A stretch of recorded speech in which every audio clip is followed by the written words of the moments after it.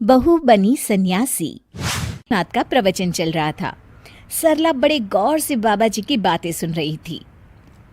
भाइयों और बहनों, हम क्या लेके आए थे और क्या लेकर जाएंगे। दुनिया तो मोह माया का जाल है। हमारे रिश्ते नाते सब झूठे हैं। इनके चक्कर से बाहर निकलकर भगवान का ध्यान लगाए, तभी हमारा जीवन सफल होगा।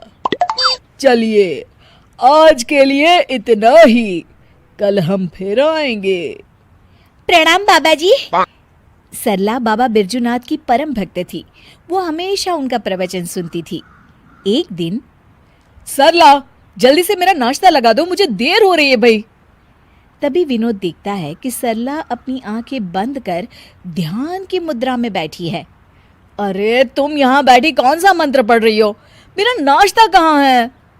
सरला अपनी आंखें खोलती है और मुस्कुराकर जवाब देती है, क्रोध मनुष्य का सबसे बड़ा दुश्मन है, उस पर काबू करना सीखिए स्वामी। अरे ये स्वामी कौन है? मेरा नाम तो विवेक है, भूल गई क्या? और कब से भूखा बैठा हूँ, चलो ना मेरे लिए जल्दी से नाश्ता बनाओ ना तुम। नाश्ता आप खुद बना लीजिए, इस वक्त मैं भगवान का ध्यान कर रही हूँ। विनोद चिढ़ जाता है। अरे यहाँ कोई मजाक चल रहा है? ये कैसे उटपटांग बातें कर रही हो तुम? मैंने तुमसे कितनी बार कहा है कि ये बाबा लोगों के प्रवचन ज्यादा मत देखा करो। खैर, तुम्हें तो मैं शाम को देख लूंगा, अभी मुझे देर हो रही है। उसी शाम सरला की सास, अरे बहू, कहाँ मर गई थी है? घर में इतना काम पड़ा है और तू है कि बाहर सैर सपाटा कर रही है। माँ जी, मैं तो मंदिर में कीर्तन करने गई थी। अरे वो सब तो ठीक है, पर घर के काम क्यों नहीं किए तूने? और ये किस तरह के कपड़े पहन रखे हैं तूने? नया फैशन है क्या? नहीं माँ जी, ये तो हम सन्यासियों के कपड़े हैं। आज से मैं सिर्फ भगवान की भक्ति करूंगी। अच्छा, और घर के काम कौन करेगा? घर के काम तो आप करेंगी माँ जी। अच्छा, मैं चलती हूँ, मेरा ध्यान का समय हो गया है।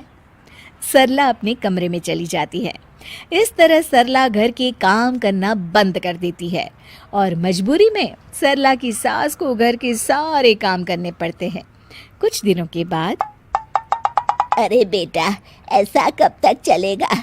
इस बुढ़ापे में सुबह से शाम तक काम कर कर के लगता है मैं तो बहुत जल्द भगवान को ही प्यारी हो जाऊंगी। तुझे अपनी माँ की जरा भी चिंता नहीं है क्या? माँ, मेरी तो समझ में नहीं आता कि सरला का क्या करूं।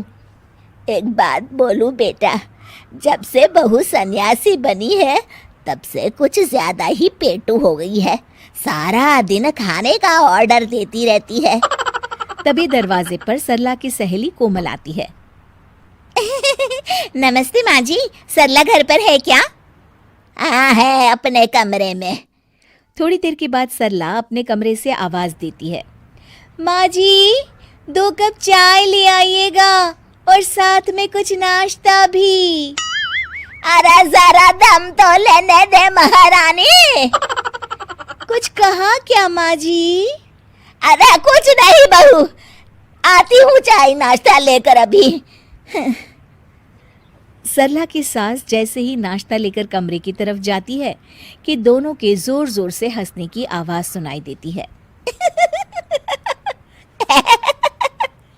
सरला की सास वहीं रुककर दोनों की बातें सुनने लगती है। मान गए तुझे सरला, आखिर तू शर्त जीत गई। इतने दिनों से तूने अपनी सास को क्या बेवकूफ बना के रखा है और इस घर में मजे कर रही है। अरे वो बुढ़िया आधी बेवकूफ तो पहले से थी, मैंने अब उसे पूरी बेवकूफ बना दिया। अच्छा, तो ये बात है। ठहर जा बहू, अब तू देख ये बेवकूफ बुढ़िया क्या करती है। सरला की सास अपने बेटे विवेक को सारी बात बता देती है। अगले दिन, क्या हुआ माँ जी, ये सूटकेस लेकर आप लोग कहाँ जा रहे हैं? और आज आप दोनों ने मेरी तरह सन्यासियों वाले कपड़े क्यों पहन रखे हैं? बहू, आज से हम दोनों भी तेरी तरह सन्यासी बन गए हैं। इसीलिए मैंने फैसला किया है कि हम ये घर बेचकर हिमालय चले जाएंगे भगवान की तपस्या करने। हैं? लेकिन माँ जी, आप ये घर कैसे बेच सकती हैं? मेरा मतलब आपके हिमालय जाने के बाद मैं कहाँ रहूंगी? अरे तू भी तो सन्यासी है, और एक सन्यासी को घर की क्या जरूरत। चल तू भी अपना सामान बांध ले, चल जल्दी कर बेटा। बाबा बिरजूनाथ बिल्कुल सही कहते हैं। ये घर बार रुपए पैसे सब मोह माया है, इसलिए तो मैंने आज से अपनी नौकरी भी छोड़ दी है। अरे वो बिरजू बाबा पागल है, उसकी सुन के आप दोनों ने इतना बड़ा कदम उठा लिया। क्या कहा बहू तूने? अपने सामने कोई और रास्ता न देख वो सच कबूल कर लेती है। मुझे माफ कर दीजिए माँ जी, मैं आज तक नाटक कर रही थी। अरे तो हम कौन सा सच में सन्यासी बन गए, हम भी तो नाटक कर रहे थे। माँ ने बिल्कुल सही कहा। अब तुम्हारे ड्रामे का पर्दा गिर चुका है सरला। चल बहू चल, जल्दी से झाड़ू उठा और घर की साफ सफाई में लग जा। उसके बाद खाना बनाने की तैयारी भी तो करनी है ना तुझे। हाँ हाँ जी माँ जी।